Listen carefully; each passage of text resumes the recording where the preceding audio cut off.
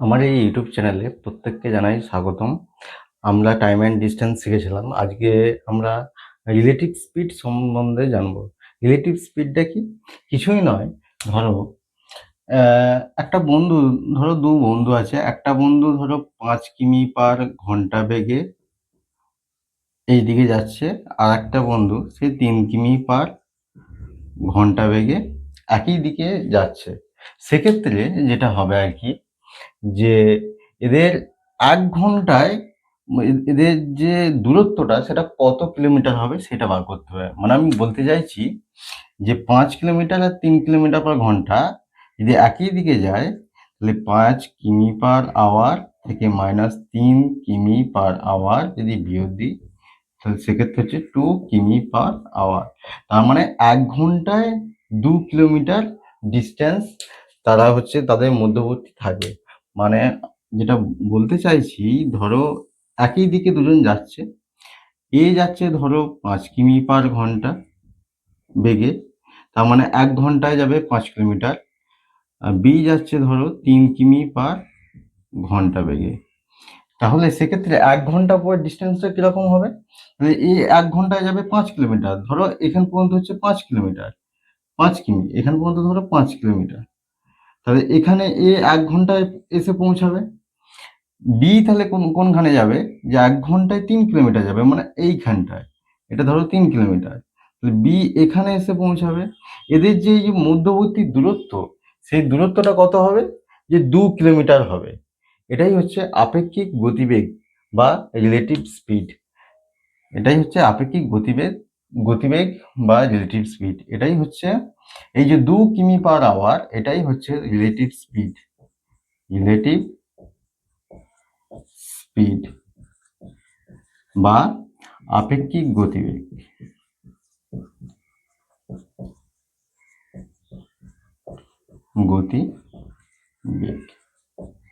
এবার দেখো, এক্ষেত্রে আমরা কি জানলাম? রিলেটিভ স্পিডটা কি? একজনের তুলনায় অন্যজন কত দূরত্ব আগাচ্ছে বা পিছোচ্ছে, সেটাই হচ্ছে রিলেটিভ স্পিড বা আপেক্ষিক গতিবেগ। অনেক ক্ষেত্রে দেখবে তোমরা যখন ১৬০০ মিটার গ্রাউন্ড করবে, ১৬০০ মিটার যখন মাঠ করবে, তখন দেখো একটা জায়গা থেকে স্টার্ট করবে। এই পয়েন্ট থেকে স্টার্ট করবে, অনেক সবাই থাকবে। ধরো দেখবে কিছু কিছু ছেলে ধরো খুব দ্রুত যাবে, মানে খুব স্পিডে দৌড়াবে। ধরো আমি ধরে নিলাম যে ৫ মিটার/সেকেন্ড সে স্পিডে দৌড়চ্ছে একটা ছেলে। তোমার স্পিড আছে ধরো ৩ মিটার/সেকেন্ড। তাহলে সে ৫ মিটার/সেকেন্ড স্পিডে দৌড়াচ্ছে, মানে সেক্ষেত্রে কি হবে? এ ধরো এইখানটা আছে, তুমি ৩ মিটার/সেকেন্ডে আছো, এইখানটা আছে। তাহলে সেক্ষেত্রে মনে হবে যে এ খুব দ্রুত দৌড়চ্ছে। আবার এর তোমাকে দেখে মনে হবে যে তুমি খুব পিছিয়ে যাচ্ছ। এইটা, এই যে এটা কেন হচ্ছে? এটাই হচ্ছে এই আপেক্ষিক গতিবেগের জন্য। এটা কি বলা হয়? Relative speed. এবং রিলেটিভ স্পিডের ক্ষেত্রে এই যে একই দিকে যাচ্ছে, তাহলে এদের মধ্যবর্তী দূরত্ব, যে সেকেন্ডে যে গ্যাপটা হচ্ছে, সেটা হচ্ছে কত? ৫ মিটার/সেকেন্ড থেকে ৩ মিটার/সেকেন্ড যদি বিয়োগ দিই, ২ মিটার/সেকেন্ড গ্যাপ হচ্ছে। আবার শেষকালে দেখবে যখন ৩ পাক কি ৪ পাক, শেষ পাকটা যখন হবে ঘুরে, তখন দেখবে সে যেহেতু খুব জোরে দৌড়াচ্ছিল, সে তখন পিছিয়ে যাবে, তুমি তখন আগিয়ে যাবে। সেক্ষেত্রে এটাও হচ্ছে রিলেটিভ স্পিডের জন্য ওটা হয়। আচ্ছা দেখো, এরপর তাহলে এখানে জানলাম যে একই দিকে যদি যায়, সেক্ষেত্রে কি হয়? সেক্ষেত্রে হচ্ছে মাইনাস হয়। যদি ধরো একটা ট্রেন, তোমরা ট্রেনে দেখেছো নিশ্চয়ই, যে এই দিক থেকে ধরো একটা ট্রেন যাচ্ছে, এই দিক থেকে একটা ট্রেন আসছে। হ্যাঁ, এই ধরো হচ্ছে ৫০ কিমি/আওয়ার বেগে যাচ্ছে, এই ধরো ৩০ কিমি/আওয়ার বেগে যাচ্ছে। তাহলে তারা যখন সামনাসামনি আসবে, তারা যখন একে অপরের যখন মানে অতিক্রম করবে, তখন খুব দ্রুত অতিক্রম করবে। মানে এই দুটো গতিবেগ তখন বিপরীত দিক থেকে যেহেতু আসছে, তখন যোগ হয়ে যাবে। কিন্তু ট্রেনটা যদি, সেক্ষেত্রে কি হচ্ছে? যোগ হচ্ছে। যখন বিপরীত দিক থেকে আসছে, তখন একে অপরকে যখন অতিক্রম করবে, খুব দ্রুত করবে। যার ফলে কি দুটো গতিবেগ তখন যোগ হয়। আবার কি একই দিকে যদি দুটো ট্রেন যদি যায়, এই একটা ট্রেন, এই একটা ট্রেন, এই ধরো ৫০ কিমি/আওয়ার বেগে, এর হচ্ছে 30 কিমি/আওয়ার বেগে। এই ট্রেনটা ধরো আগাচ্ছে, এক্ষেত্রে দেখো যে এই ট্রেনটা ধরো 50 কিমি/আওয়ার, এটা 30 কিমি/আওয়ার। তাহলে 50 কিমি/আওয়ার বেগে যেহেতু যাচ্ছে, একটু স্পিডে যাবে। আর 30 কিলোমিটার বেগে যাচ্ছে মানে এ এ একটু এর থেকে একটু স্লো হবে। তাহলে কি ধরো দুজনে যে যাবে, ধরো 30 কিলোমিটার/আওয়ার যার গতিবেগ সে একটু এগিয়ে আছে, এ পিছিয়ে আছে। তাহলে এর ধরো 50 কিমি/আওয়ার গতিবেগ, যেহেতু এ একটু ফাস্ট আছে, আর এটা ধরো 30 কিমি/আওয়ার, এই একটা ট্রেন একটু এগিয়ে আছে। এবার তাকে কখন অতিক্রম করবে? এইরকম যেতে যেতে যেতে আস্তে আস্তে আস্তে আস্তে অতিক্রম করবে, মানে অনেকটা সময় লাগবে। সেক্ষেত্রে কি হয়? সেক্ষেত্রে এই যে আপেক্ষিক গতিবেগ, সেক্ষেত্রে মাইনাস হয়ে যায়। আচ্ছা দেখো, এইখানে অঙ্কটা দেখো, তাহলে আপেক্ষিক গতিবেগ বা রিলেটিভ স্পিড কি বললাম? যদি একই দিকে যদি যায় সেক্ষেত্রে মাইনাস, যদি বিপরীত দিক থেকে যদি আসে, দুটো ব্যক্তি বা দুটো ট্রেন বিভিন্ন স্পিডে আসে, সেক্ষেত্রে কি হয়? প্লাস হয়, তাদের গতিবেগটা প্লাস হয়। আচ্ছা, এই অঙ্কটা প্রত্যেকে দেখো।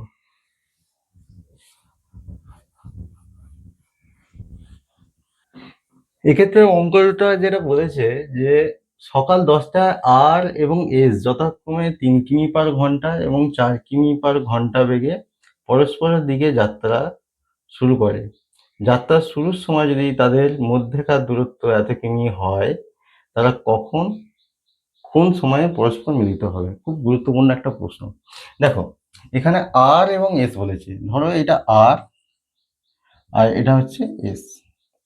এবার দেখো, এদের মধ্যবর্তী দূরত্ব যেটা বলে দিয়েছে, মধ্যবর্তী দূরত্ব কত বলেছে?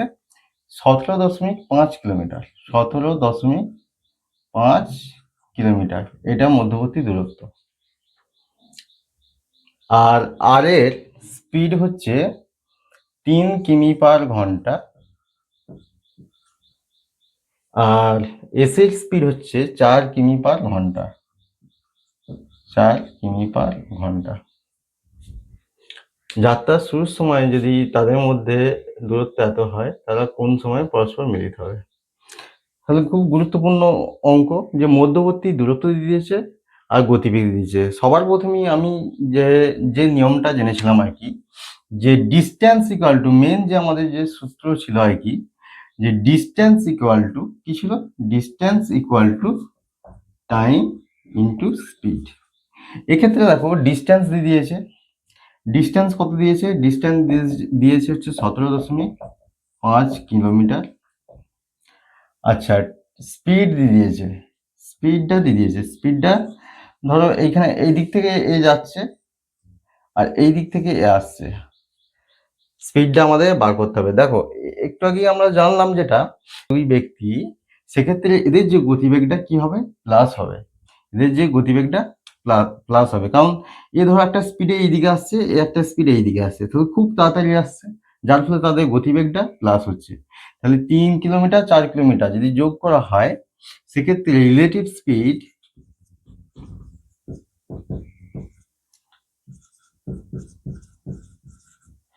মানে আপেক্ষিক গতিবেগ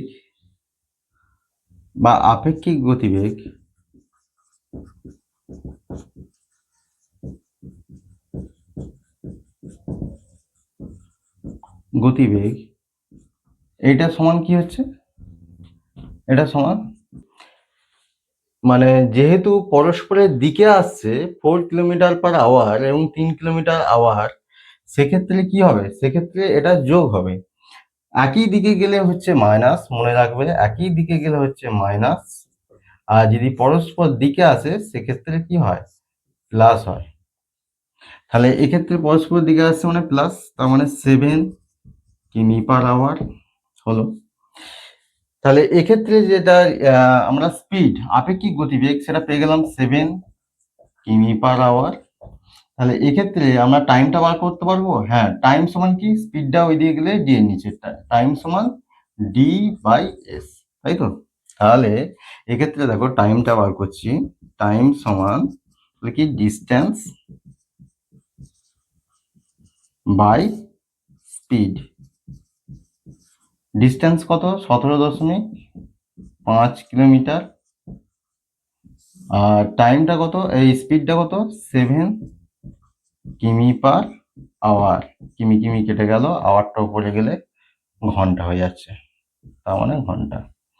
আচ্ছা, এটা যদি কাটাকুটি করা হয় সেক্ষেত্রে দেখো, যে পয়েন্টটা তুললাম, পয়েন্টটা তুললে হচ্ছে নিচে 10 গুণ হলো পয়েন্টটা তোলার জন্য। পয়েন্টটা তোলার জন্য নিচে 10 গুণ হলো। 7 দিয়ে দেখো, 7 দুগুণে 14, 5 সাতে 35, 25, 5 5-এ 25, 5 দুগুণে 10।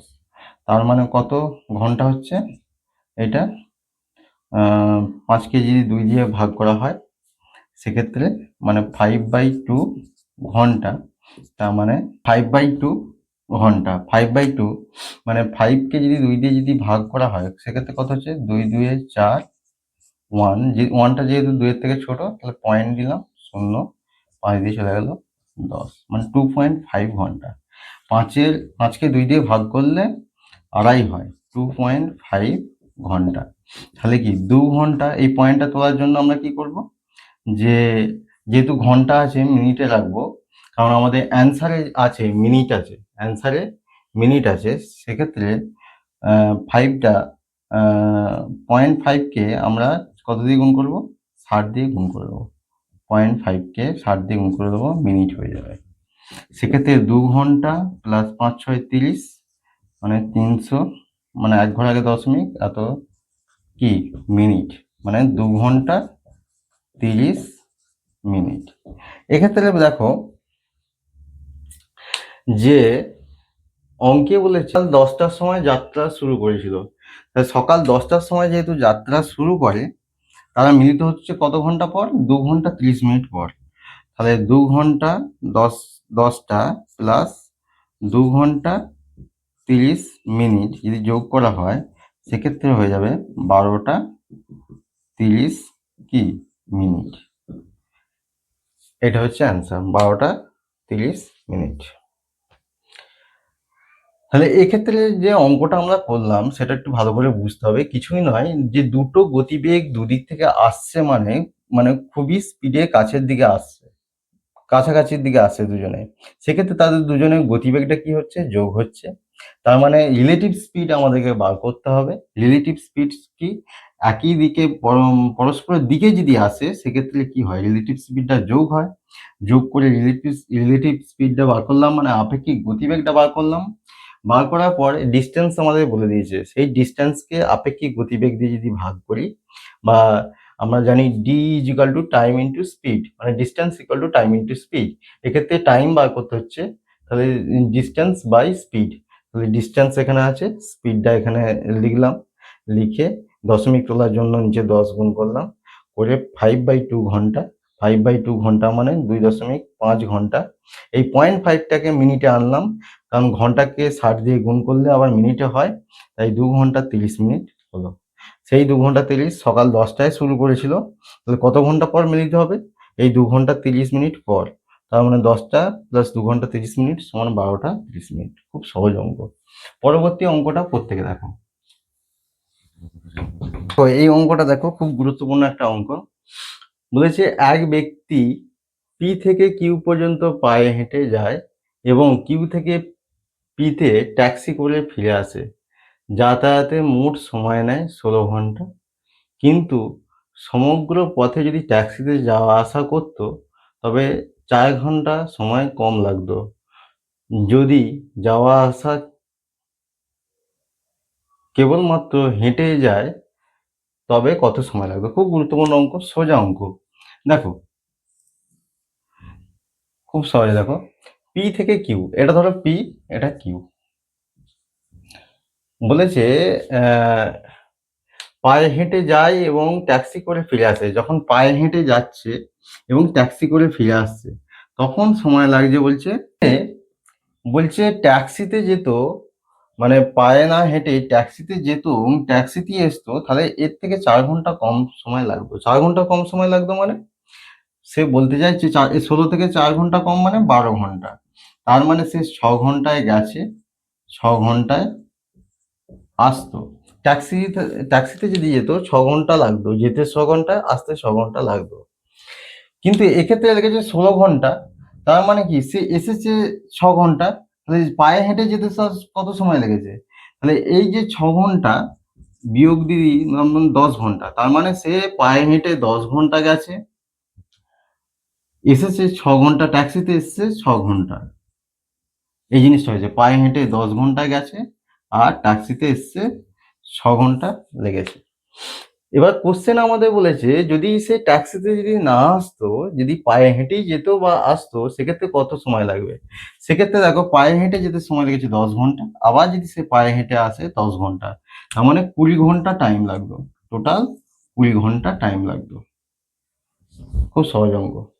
পরবর্তী অঙ্কটা করতে দেখো। এই অঙ্কটা এক্ষেত্রে কি বলেছে দেখো, বলেছে এ এবং বি সাইকেলের চেপে যথাক্রমে এত মিটার সেকেন্ড বা 8 মিটার/সেকেন্ড ও 3 মিটার/সেকেন্ড একই অভিমুখে গতিশীল।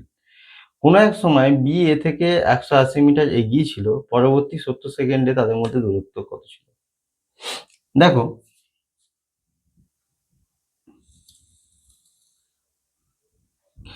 বলেছে এইখানে আমি ধরে নিচ্ছি এ,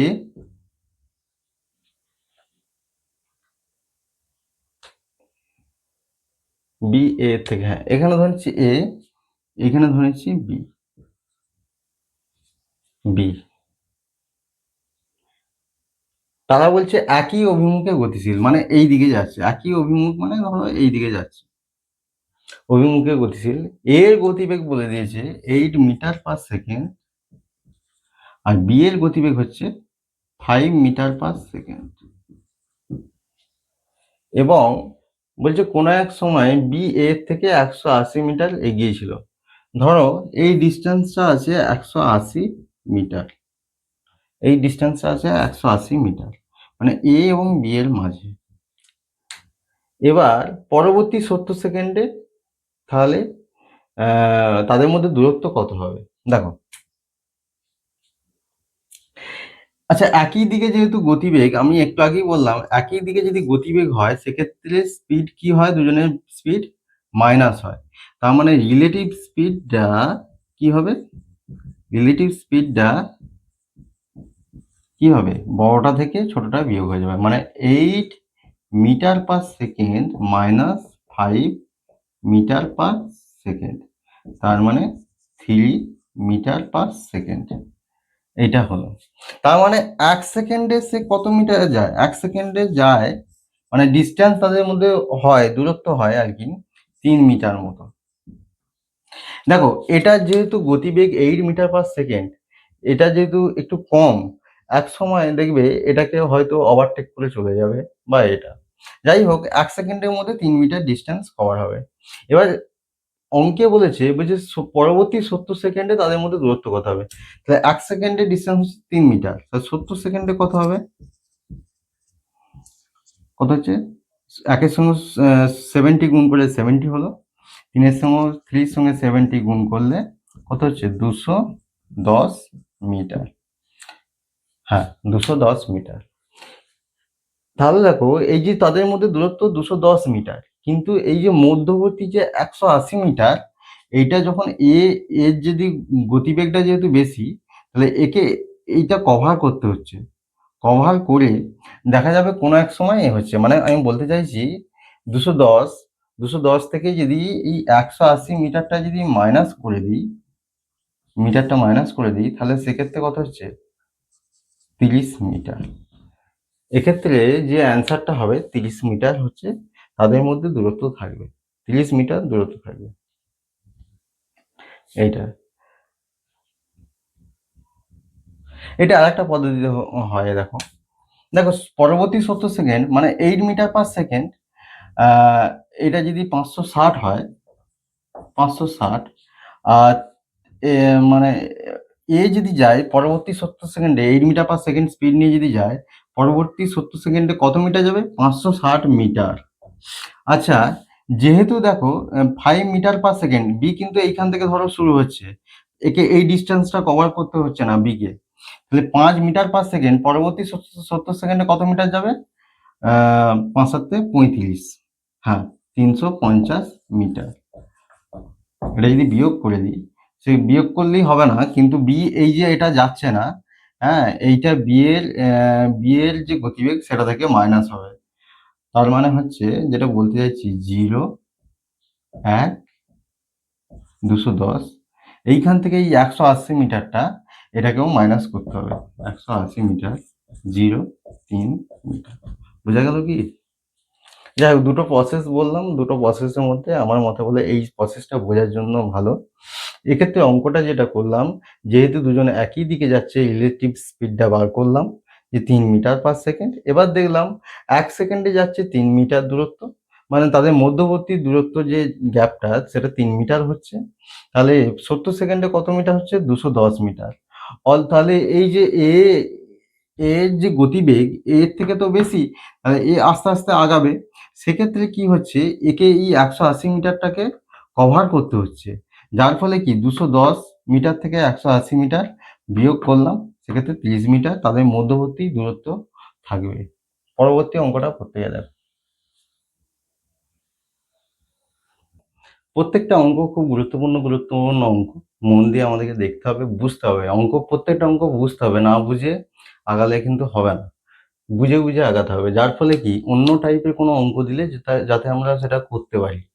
দেখো এই অঙ্কটা কি বলেছে, দেখো বলেছে 88 কিলোমিটার দূরবর্তী দুটি স্থান থেকে দুটি গাড়ি এ ও বি পরস্পরের দিকে আসছে। যদি তাদের গতিবেগের অনুপাত 5:6 হয়, বি এর গতিবেগ যদি 90 কিলোমিটার পার ঘন্টা হয়, তাহলে কত সময় পরে তারা পরস্পর সাক্ষাৎ করবে? দেখো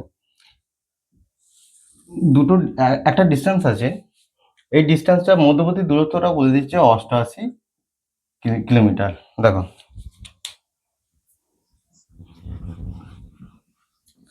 এক্ষেত্রে দেখো একটা ডিস্টেন্স আছে, এই ডিস্টেন্সটা মধ্যবর্তী ডিস্টেন্সটা বলছে 88 কিলোমিটার।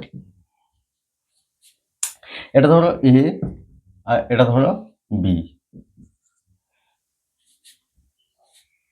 হ্যাঁ, এটা ধরো এ আর বি।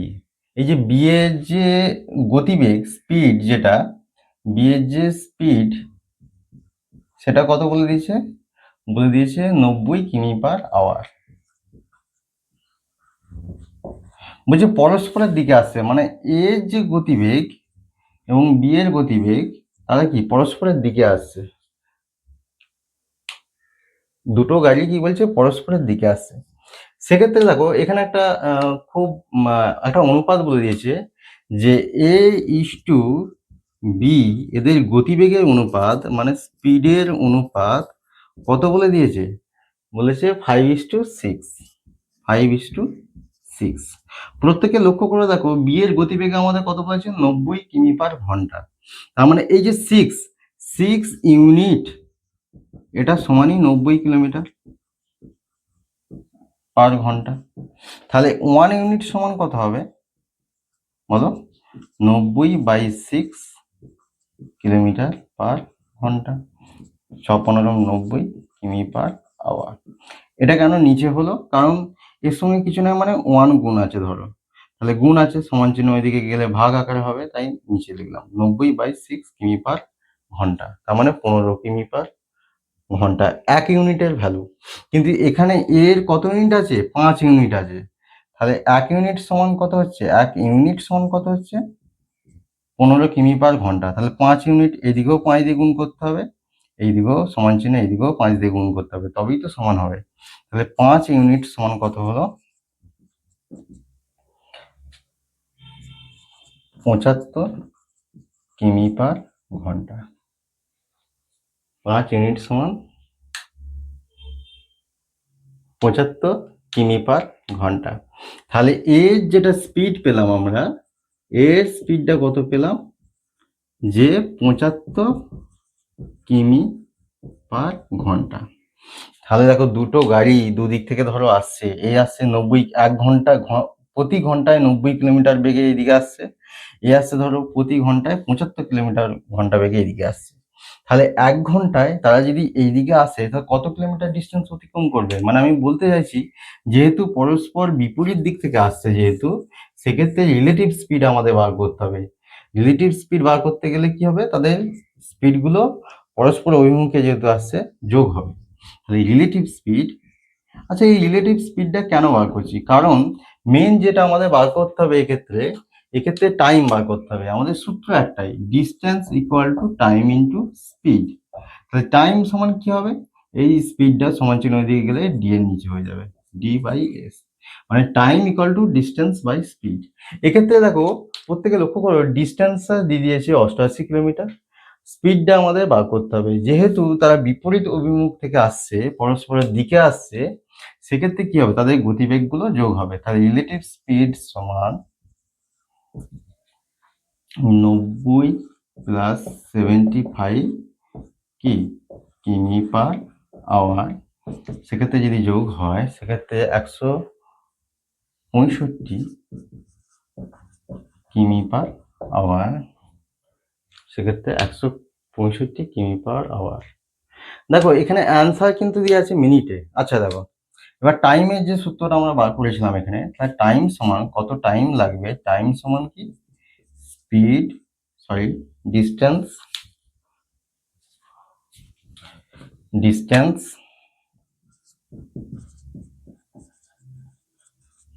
By speed. ডিস্টেন্স কত 88, বাই স্পিডটা কত বেরোলো 165। কিন্তু এখানে অ্যান্সারটা দেখো মিনিটে আছে, এটা যেটা বেরোবে আমাদের ঘন্টাতে বেরোবে। কেন ঘন্টাতে বেরোবে? কারণ এটা কিলোমিটার আছে আর স্পিডটা আছে কিমি পার ঘন্টা। তা কিমি পার কেটে গেলে ঘন্টা থাকে, তা ঘন্টা থাকবে। ঘন্টাকে যদি আমরা 60 দিয়ে গুণ করি সেক্ষেত্রে কিসে আসবে, মিনিটে আসবে। তাহলে দেখো কাটাকাটি যাবে, হ্যাঁ দেখো 3 5 15, 3 5 15, 5 12 60, 3 11 33, 3 4 12, 8 দিয়ে 11 দিয়ে কাটলে 88, 4 আসতে 32 মিনিট। এক্ষেত্রে যে তারা তাহলে কত সময় পরে তারা পরস্পর মিলিত হবে, তাহলে তারা 32 মিনিট পর পরস্পর মিলিত হবে। এটা হচ্ছে অ্যান্সার। তাহলে এক্ষেত্রে অঙ্কটা কি করলাম, কিছুই নয়, আমাদের ডিস্টেন্স বলে দিয়েছে মধ্যবর্তী, একটা স্পিড বলে দিয়েছে, স্পিডের রেশিওটা বলে দিয়েছে 5:6, বি এর যে অনুপাতটা 6 ইউনিট, 6 ইউনিট মানে কত কিলোমিটার পার ঘন্টা, স্পিডটা 6 ইউনিট সমান 90 কিলোমিটার পার ঘন্টা। 1 ইউনিটের ভ্যালু বার করলাম কেন, কারণ এখানে এ আছে 5 ইউনিট, 1 ইউনিটের ভ্যালু বার করলাম 15 কিমি পার ঘন্টা, তাহলে 5 ইউনিটের ভ্যালু হচ্ছে 75 কিলোমিটার ঘন্টা। সেক্ষেত্রে এ স্পিডটা পেয়ে গেলাম 75 কিলোমিটার পার ঘন্টা। যেহেতু এই দুটো স্পিড যেহেতু পেলাম, যেহেতু দুটো পরস্পর অভিমুখে আসছে, সেক্ষেত্রে তাদের রিলেটিভ স্পিড কি হবে, যোগ হয়ে 165 কিলোমিটার পার ঘন্টা।